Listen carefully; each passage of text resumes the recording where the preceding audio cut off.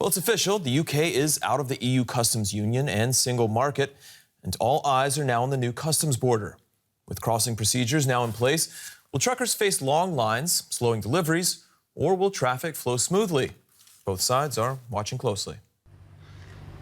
With the clock ticking down on 2020 and a new year approaching, this is where Britain's future with the European Union will play out. The new pit stop at the Eurotunnel, a brand new facility where trucks are processed with paperwork no driver has seen in decades. Midnight brought a historic moment, not least for the first driver to cross here. Amazing. Very happy. This to be first driver, not only for New Year, and first driver for Brexit, for the new starting for UK. It all seemed like a logistical nightmare. The weeks before Brexit had seen thousands of trucks stranded in lines extending for miles. Many rerouted to a local airfield, their future unclear. London and Brussels reached a final trade agreement only days before the new year. Meanwhile, tunnel operators were doing their best to get their act together. The first truck passed through as expected just after midnight. The teams were there, the IT systems are ready, so there you go. A few minutes of waiting at the stop. We gave a small gift to the first driver who went through. So it's a very calm atmosphere. Everything's ready, the teams are active, so everything's gone well tonight. Well, sort of.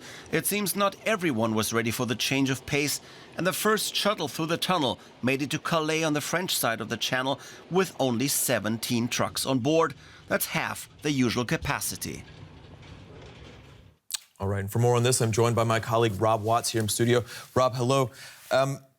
It's only been hours since this border has come about, basically. We've known about it for a while, but what can we say so far? Are things slowing down, or what are we seeing? Well, it seems all quiet on the frontier so far. So we have had traffic going from both the EU to the UK and the UK to the EU, freight traffic, that is. We've seen the first truckers going through, very chipper Romanian truck driver passed through Calais into the UK and almost straight after midnight in French time, and said he was very pleased to do so. And it's very easy. He was waved through very quickly. But you have to bear in mind that the restrictions and the changes for traffic going from the EU to the UK is actually not changing that much for another 6 months. The UK has decided to make that a staged change. But in the other direction, where we're most likely to see problems, we've also seen drivers going from Britain with their freight through to the EU, and so far with very few problems. But as we saw in that report, there is a reduced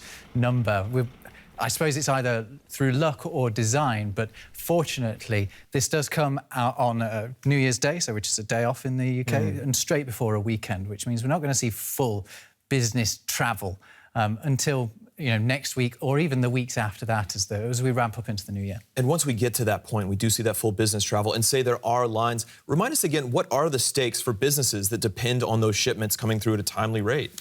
Well, the stakes for many businesses are very high. And you mentioned stakes. Actually, food is one of the things that's potentially a risk here, is supplies of the right amounts of fresh food, particularly being able to get into Britain. That's something that's a concern. But also we have just-in-time manufacturing that require parts on a specific day for them to be able to continue to make whatever product it is, be it a car or be it a train or whatever. Any sort of delay to that would be a real problem to them. And we saw ripple effects down the way, I'm guessing. Yeah, exactly, and that can be a real issue. But we have seen businesses taking precautions to avoid that. They've been trying to avoid lorry crossings where possible, and arranging air freight. And others have said they're actually not going to send any lorries across until maybe beyond the 10th of January. So the full extent of it won't become clear until halfway through January, I'd have thought. All right, so more wait and see, I guess, with Brexit. Just like the past 5 years almost. All right, our reporter Rob Watts joining me in studio. Thank you so much. Well, it's not just border crossings that have changed with the UK's departure. Fishermen on both sides of the English Channel face new quotas for their catches, and they don't have much time to study the new rules. Captain Fritz Flint is in Cuxhaven, getting ready for the first catch since the Brexit transition period ended. His ship is one of the most modern to sail the North Sea. Captain and crew are relieved the deal is done. At least now they know the ground rules. Fingers crossed it all works out. Otherwise, we'd all be out of a job for a while. It's not good when they say they can't reach an agreement. We've already been laid up for 2 months. The Norwegians kicked us out too. It's not nice. We're waiting with bated breath. We've got families to think about. A few meters away, Finn's boss, Kai Anna Schmidt, pores over the new deal. He's been at it for hours. It's keeping me busy. While Schmidt reads, Flint and his crew give the boat a once-over. They're ready to go. But the deal means massive cuts in British waters for Kutterfish, Germany's last dedicated fishing fleet. We just skimmed through the parts about cod and pollock. We'll have 20% less catch. That means we need 2 boats fewer in the next 5 years. On the British side, small-scale fishermen on the English Channel are afraid they won't benefit from the deal with the EU. But in Scotland, the situation is quite different. That's where most of the fish are caught by large vessels anyway.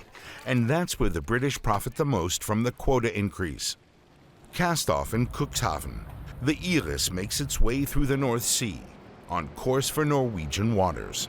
At least this catch is guaranteed, but the boss still doesn't know what the new year will bring.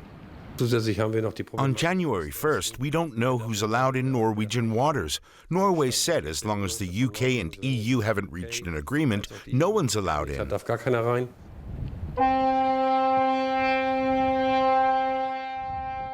The last days of 2020 were turbulent ones for fishermen around the North Sea.